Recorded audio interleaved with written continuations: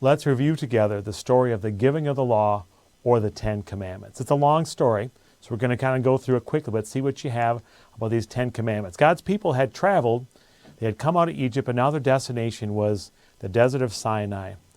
They went there because God had something special for them. Do you remember what was there where God would actually meet his people?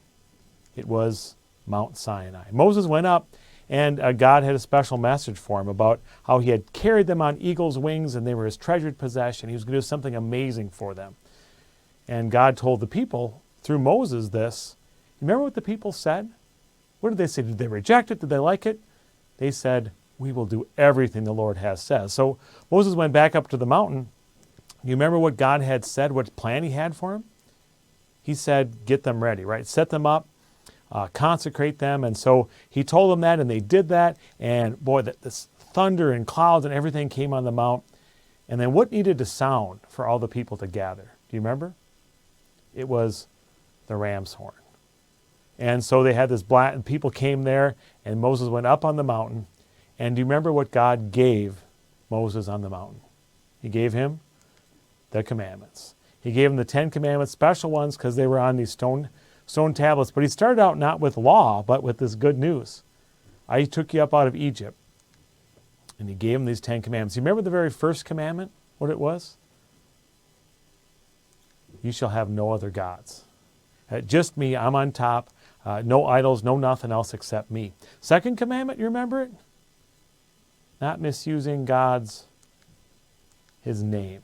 Okay? Do not misuse his name. Third commandment, the Sabbath day was a special day of rest. And then you remember with the fourth commandment, honor your father and mother, it's not just about our parents, but we also have other authorities. You remember where they were? This is tough. It's not only our families, but in church and the government. Remember the fifth commandment now. You shall not murder. Where God loved life. And then he said honor marriage as well. Honor people's stuff. And this idea of false testimony, where you don't speak life or truth, but instead you speak death. And then, do you remember what the 9th and 10th commandment were all about? It's about a big fancy word that starts with a C. It's kind of tough. He said, you shall not covet. You shall not covet. Both they're having people's hearts set on stuff and possessions, but also on relationships. Now, when they got done with these 10 commandments, what did the people think of that? You remember what they wanted? They said, don't have God speak to us anymore. Moses, you just talked to us. And that's because these commandments are tough. When we look at the 10 commandments, how many of them do we keep? How many of the 10 commandments do we keep? We keep none of them. So the solution isn't us working harder. We can't keep them perfectly.